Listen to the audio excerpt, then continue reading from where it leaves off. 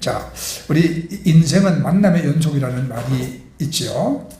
우리 인생을 한마디로 정의한다면 만남의 연속이다, 이렇게 할 수 있습니다. 우리는 부모와의 만남으로 이 세상에 태어나고 스승과의 만남을 통해서 우리가 지식을 배웁니다. 그리고 친구와의 만남을 통해서 우리가 이 사회를 배웁니다. 그리고 인생의 가장 중대한 만남 중 하나인 배우자와의 만남을 통해서 우리가 가정을 이룹니다. 그런데 어떤 사람을 만나느냐에 따라서 우리 인생의 색깔이 달라지고 인생 방향이 통째로 바뀌기도 합니다. 좋은 만남은 사람을 살리지만 불행한 만남은 사람의 영혼을 황폐하게 만듭니다. 제가 미국 가니까 거기 있는 교민들이 이런 말을 하더라고요. 미국에 이민 와서 처음에 누구를 만났느냐가 내 인생을 결정한다, 그런 말을 해요. 그러니까 어떤 사람은 공항에 도착하자마자 따뜻하게 맞아주는 교회 성도를 만나서 정착 잘 하도록 도움을 받고 믿음 안에서 성장을 했습니다. 반면에 어떤 사람은 돈만 아는 사람을 만나가지고 평생 빚과 상처 속에서 살게 되었답니다. 그러니까 인생은 누구를 만나느냐에 따라서 방향이 달라져. 실제로 그 이민사회에서는요, 첫 1년 동안 만난 사람들 때문에 10년 후의 삶이 결정된다, 이런 말이 있을 만큼 초기 인간관계의 영향력을 중요하게 여깁니다. 여러분, 단순히 운이 좋고 나쁘다는 그런 뜻이 아니라 그 초기 정착 과정에서 만나는 사람과 그 공동체가 인생의 방향을 크게 결정할 수 있다는 의미입니다. 자, 다른 나라에 이민 가서 살면요, 우선 언어가 다르잖아요. 낯선 언어에다가 또 문화가 다릅니다. 환경도 다릅니다. 그 속에서 많은 것을 새롭게 배워야 합니다. 이때 처음 정직하고 성실한 사람을 만나면 좋은 직장도 소개받고 문화와 생활 습관도 배우고 지역사회에 잘 적응할 수 있습니다. 근데 반대로 사람을 이용하려는 사람을 만나면 이제는 부당한 노동 착취를 당하거나 아니면 잘못된 사업에 끌려 들어가거나 사기를 당해서 경제적으로 정신적으로 큰 어려움을 겪을 수도 있습니다. 그러니까 실제로 많은 이민자들이 처음 다녔던 교회, 처음 만난 사장, 처음 사귄 친구가 인생의 전환점이었다, 이렇게 이야기합니다. 그러니까 여러분, 좋은 만남은 축복입니다.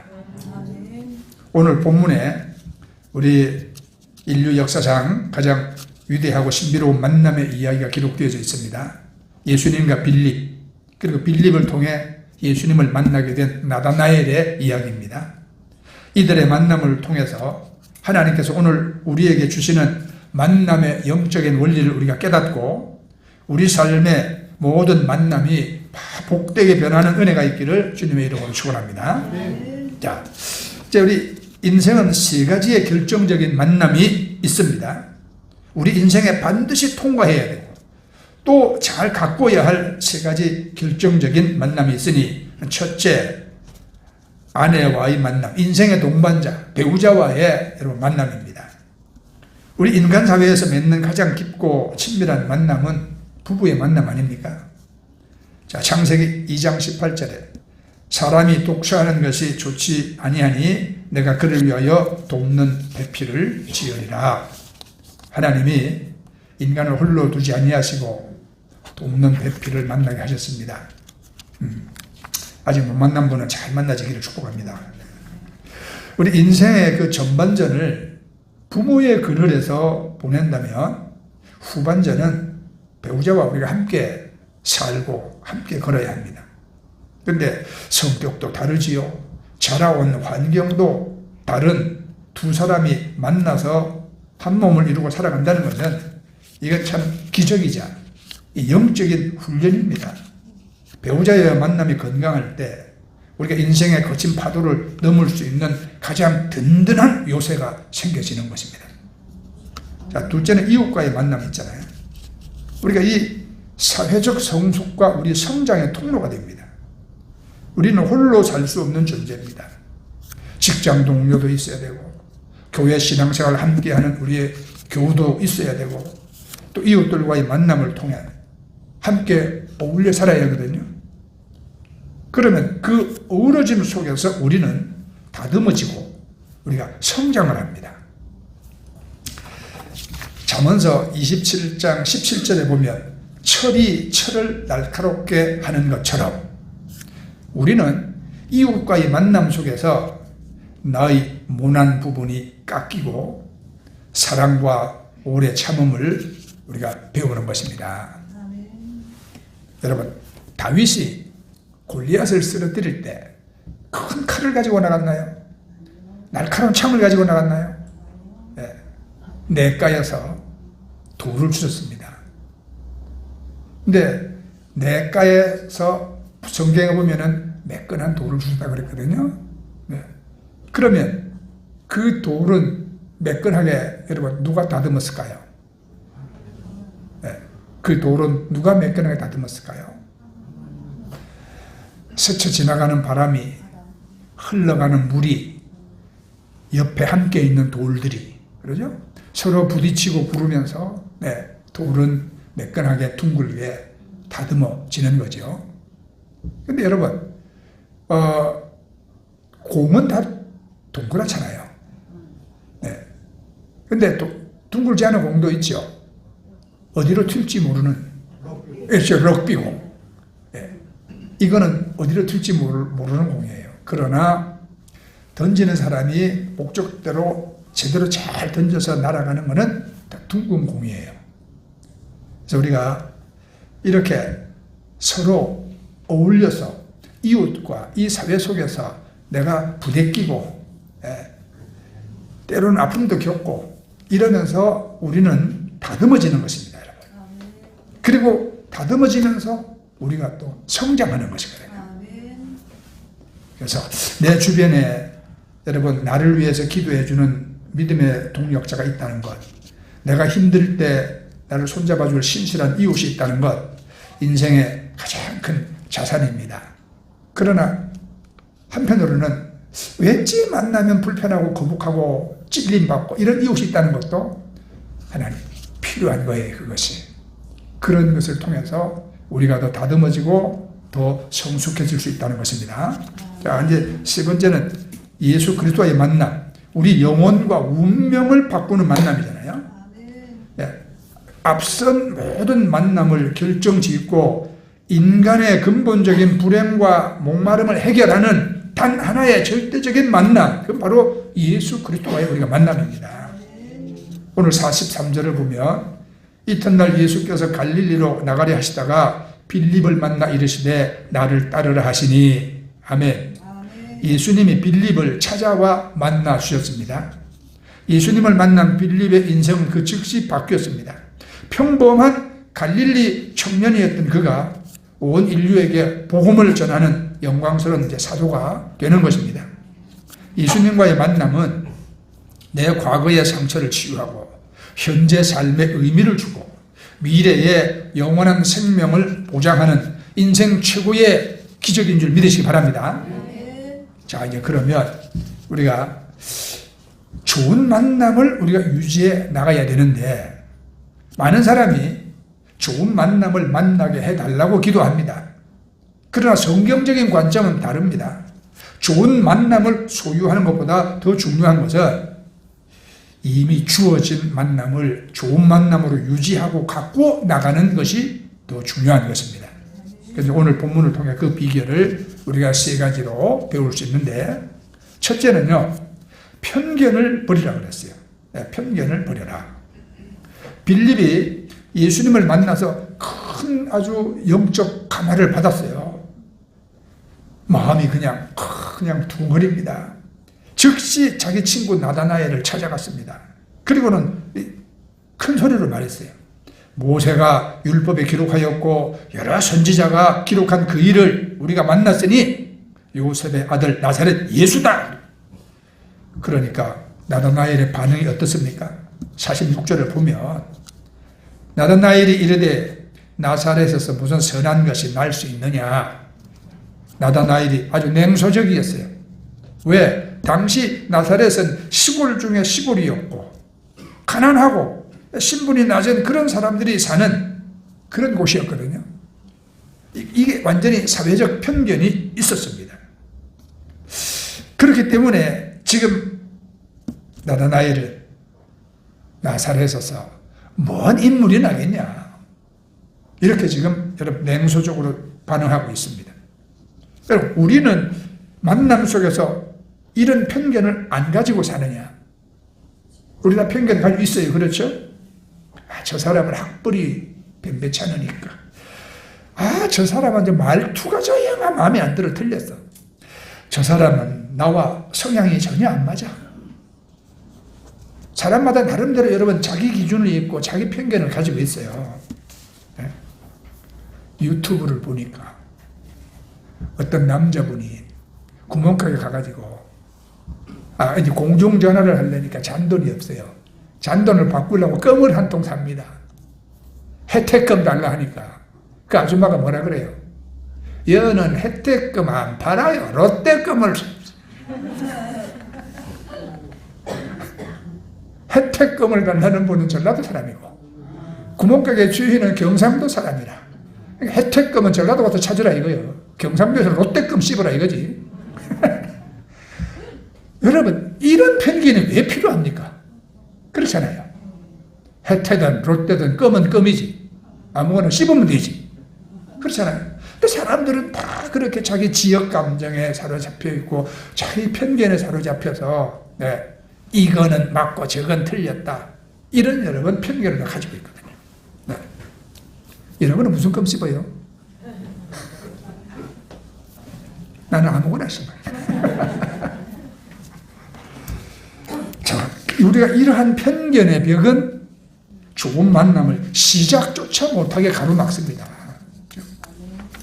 자, 이제 이 나다나엘이 아주 가소롭다는 듯 삐딱하게 그렇게 말하잖아요. 그러니까 빌립이 어떻게 말합니까? 논쟁하지 않습니다. 너 왜 그따구로 말하냐 따지지도 않습니다. 딱 세 마디로 대답합니다. 와서 보라. 와서 보라. 영어로 말하면 come and see 여기에요. 와서 보라. 여러분, 만남을 잘 유지하기 위해서는 내 기준의 편견의 안경을 벗어야 합니다. 아내를 바라볼 때도, 이웃을 바라볼 때도 내 생각에 저 사람은 저래, 이런 틀을 깨고 하나님이 그 사람을 보시는 눈으로 우리가 깊이 좀 들여다보고 다가가야 되지 않겠습니까? 그러니까 내 편견을 버려야 되고, 둘째는 상대방의 그 중심, 그 진실함을 인정하고 우리가 격려할 수 있어야 합니다. 예수님은요, 편견에 사로잡혀서 투덜거리며 나오는 나다나엘을 보셨어요. 빌립이 완강하게 간곡하게 가서 보자니까 나다나엘이 이제 따라왔습니다. 오면서 여러분 뭐 마음의 기대와 소망을 가지고 그리고 기쁘게 왔겠습니까? 아니죠. 투덜거리며 왔겠지. 자, 그런 나다나엘을 보고 보통 사람 같으면 네가 나를 무시해? 화를 냈었을 텐데 예수님은 도리어 그를 축복하셨습니다. 우리 47절을 보면 예수께서 나다나엘이 자기에게 나오는 것을 보시고 그를 가리켜 이르시되 보라, 이는 참으로 이스라엘의 사람이라 그 속에 간사한 것이 없도다.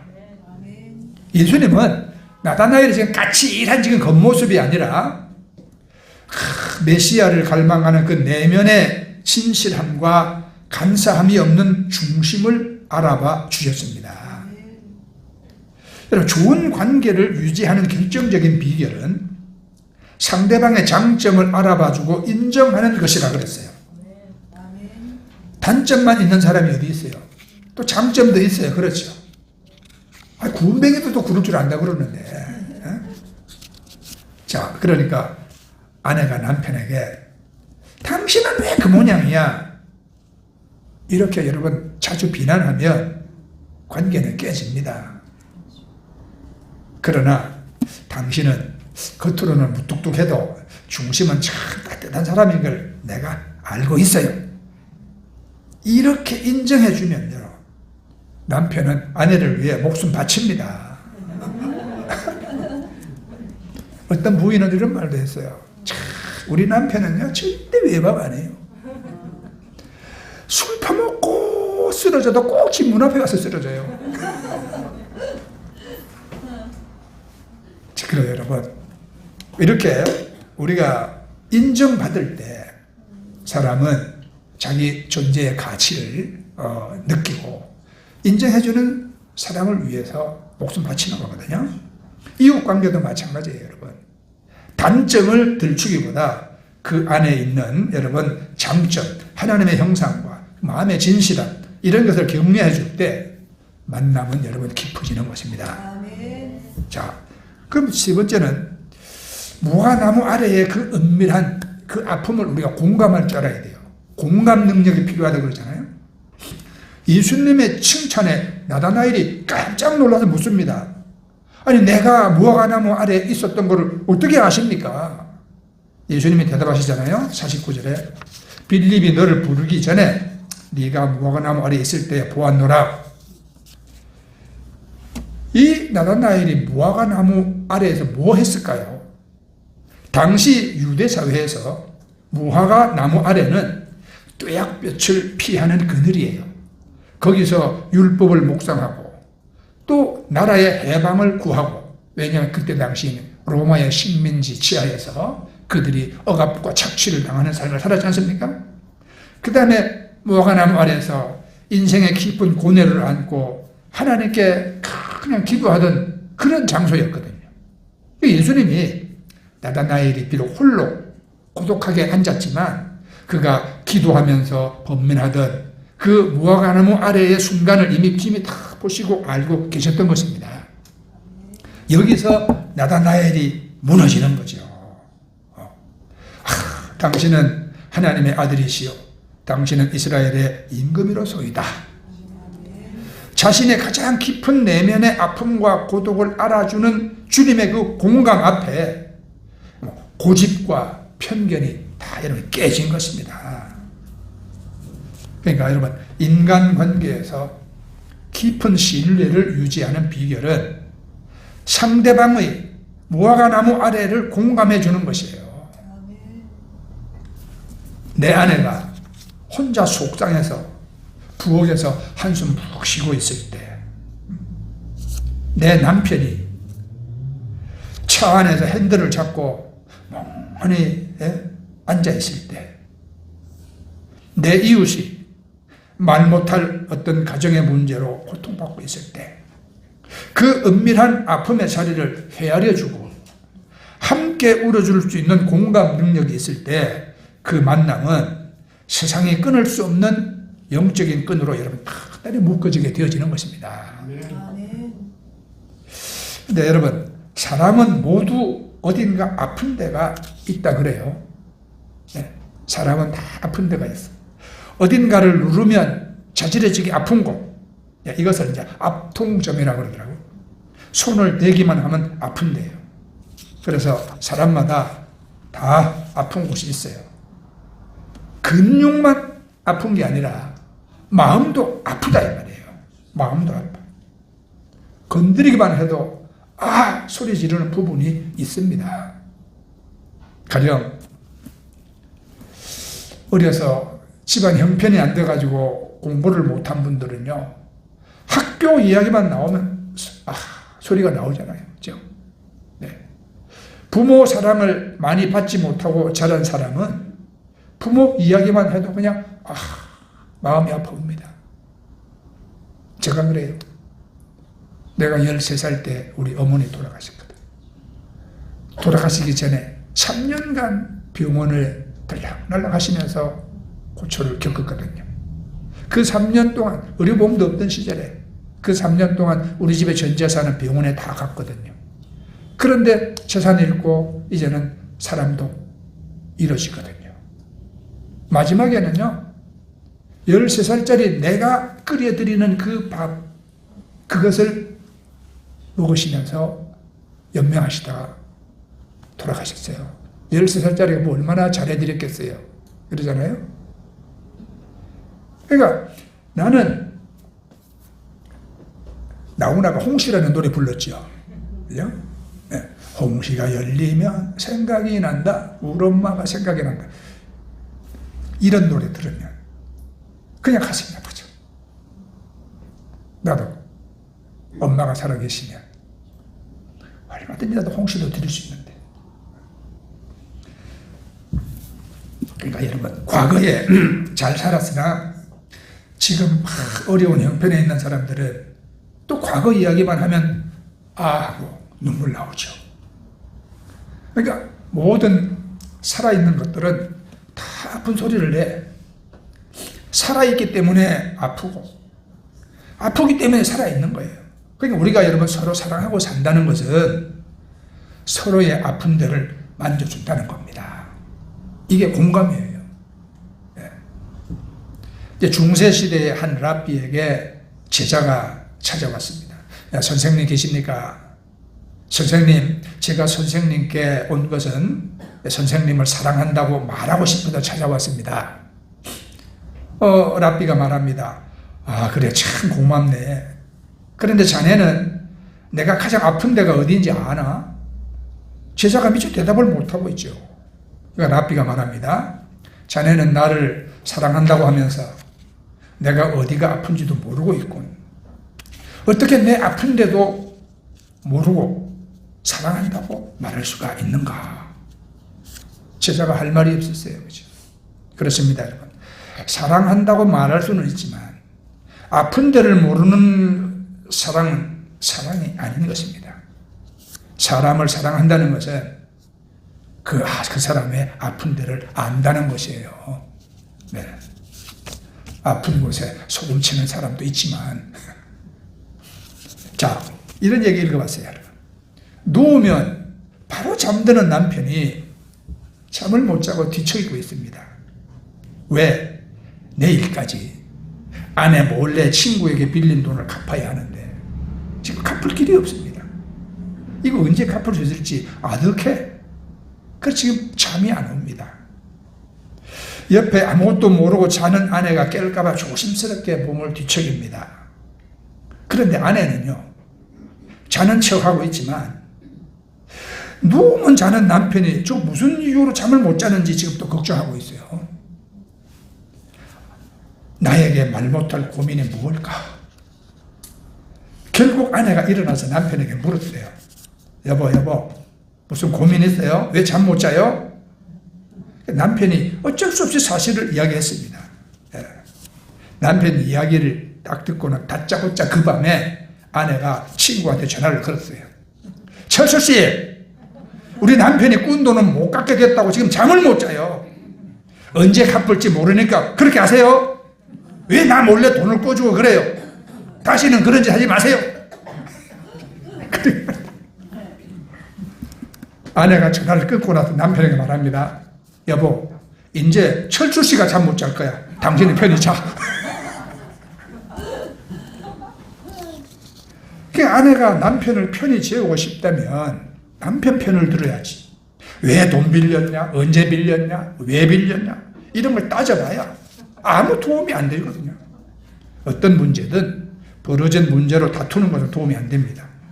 무슨 일이든 일이 벌어진 그 상황에서 가장 현명한 선택을 해야 합니다.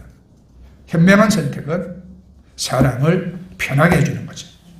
내 주변 사람들이 편안하게 살게 해주는 것이 일을 가장 잘 처리하는 것이고 인생을 가장 잘 사는 비결이라고 했어요. 여러분, 우리 성도는 옆 사람을, 이웃을 편하게 해주는 사람입니다. 이게 여러분 공감이에요. 공감. 화평을 위해서 먼저 공감이 필요하지 않습니까? 공감이 없는데 어떻게 화평이 이루어지겠어요? 자, 그래서 오늘 이제 말씀의 결론은 최고의 만남을 이어주는 우리 징검다리가 되어야 한다는 사실이에요. 여러분, 오늘 본문의 빌립을 보세요. 예수님 만나자마자 혼자만 그 은혜를 누리지 않고 편견에 사로잡혀 있던 친구 나다나엘에게 달려가가지고 그를 예수님께로 인도했습니다. 그러니까 빌립은 만남의 징검다리였잖아요. 여러분의 아내와 남편이 여러분을 만나서 예수님을 더 깊이 사랑하게 되었는가? 여러분의 이웃이 여러분과의 만남을 통해서 야, 예수 믿는 사람은 정말 다르구나. 나도 저분이 믿는 하나님 믿고 싶다. 이런 마음을 가지고 주님께로 여러분 나오고 있는가? 우리가 한번 생각해 봐야죠. 그죠? 우리가 그것을 제대로 못하고 있다면 예수 믿는 것들 징글징글해. 네? 저것들은 그냥 말만 잘하지. 뭐 이러고 우리가 비난받는다면 우리는 우리 하나님이 우리를 예수 믿게 하시고 지금 세상에 살게 하신 어떤 하나님의 그 뜻을 우리는 잘 준행하지 못하고 있는 거라고 난 생각이 들어요. 그러니까 우리 인생에서 가장 중요한 만남은 예수 그리스도를 만나는 것이잖아요. 예수님을 만난 사람은 영원한 삶의 방향이 여러분 바뀝니다. 제가 여러분들이 자주 말씀드렸어요. 제가 서울 살 때, 정확하게 마포구 공덕동 살 때 우리 동네 여의도 교회에서 임명해준 그 조장님이 계시거든요. 조장. 근데 성이 양씨예요. 그래서 우리가 놀렸어요. 양조장이라고. 여자분이거든요. 여자분. 근데 이제 여의도 교회는 구역장에 조장들한테 가방 주잖아요. 여의도 교회 마크가 빡 찍혀있는 빨간 가방 이제 딱 줍니다. 이분이 그 가방만 탁 끼면 얼마나 그냥 열정적인지 몰라. 그냥 온 동네 다니면서 예수 믿으라고 전도하고 막 아무나 붙잡고 예수 믿어야 된다 그러고 막 남의 교회 교회 붙은 집도 용감하게 막 들어가. 그것만 보면 참 열심 있는 일꾼이에요. 거기다가 또 구역 예배 모이고 하면 막 방언 기도는 막 얼마나 힘차게 잘하는지 몰라. 그러면 그분 때문에 여러분 예수 믿는 사람들이 그 골목에 많이 생겨야 되잖아요. 근데 아무도 예수 안 믿어. 왜 그러지 아십니까? 이분은 싸움닭이요. 얼마나 잘 싸우는지 몰라. 싸웠다 하면 지는 법이 없어요.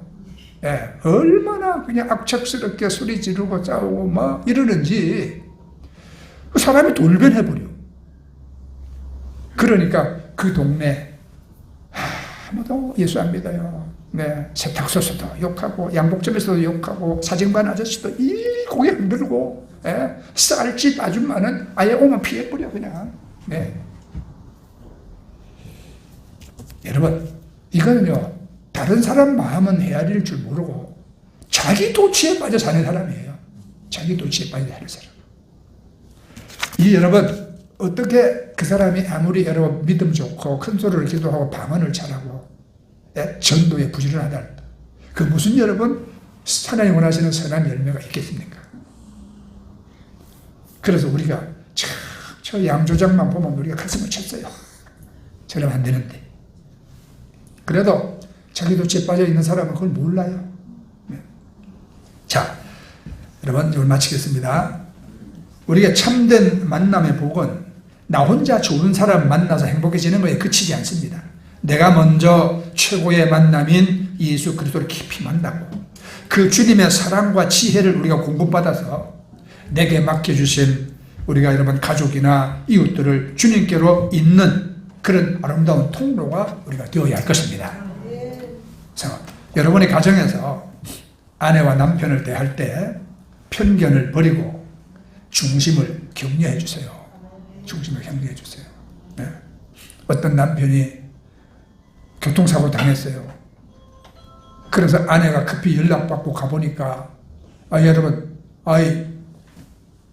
시체실에 거기 병원에 흰 시트를 덮고 눕혀져 있어요.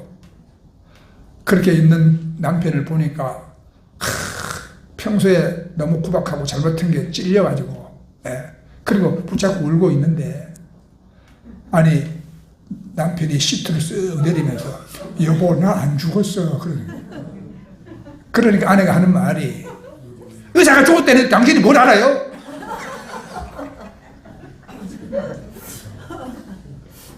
그러니까 평소에 얼마나 남편을 뭘 모르는 사람이라고 무시하고 살았으면 그런 상황에도 그런 말을 하겠냐 이 말이에요. 이거 안 돼. 그러죠? 남편도 마찬가지겠죠. 가정에서 아내와 남편을 대할 때 편견을 버리고 여러분 그 중심을 격려해주고 그 아픔에 우리가 귀를 기울일 수 있어야 되죠. 이웃들의 아픔에도 귀를 기울이세요. 무엇보다 날마다 여러분 기도의 자리에서 우리를 이미 알고 계시는 예수님과의 그 만남을 여러분 새롭게 하십시오. 그래서 여러분들이 발걸음이 닿는 곳마다 닫힌 문이 열리고 상처가 치유되고 나다나엘이 고백했던 하늘의 영광이 임하는 그런 복된 만남의 주인공들이 다 되시기를 예수님의 이름으로 축원합니다. 아멘. 우리